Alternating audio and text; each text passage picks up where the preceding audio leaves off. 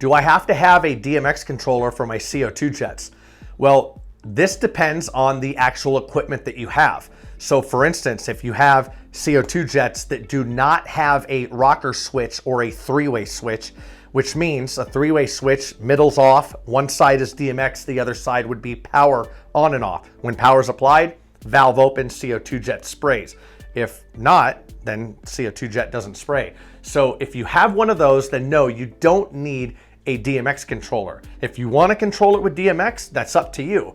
But we get asked this question, do I need a DMX controller to control my CO2 equipment?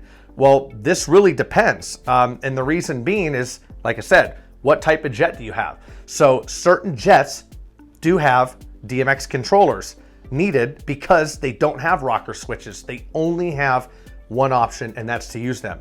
But for the most part, you can have a CO2 jet work without a DMX controller. Now, I can tell you right here, what's gonna happen is if you get more sophisticated types of equipment, like the LED jets or the swing jets, or anything that does anything else than just on and off, yes, you will need a DMX controller for those, because you have to be able to control multiple things. And if there's only power on and off to the equipment, that's only gonna control the valve. So some of the equipment that we do sell also has the ability to use it with a power on and off mode, like the LED jets. But you're not gonna get LEDs shooting up when it's on power on and off, because you don't have the ability to control those. Those are only controlled with a DMX controller. So it has to go in the DMX mode. And of course, then you control everything with the DMX controller. Now, I know I'm getting into the weeds on this, and each jet has its own manual, and we will eventually have videos on every jet if we don't have them up already, youtube.com/CryoFX, where we list the equipment and we go over it.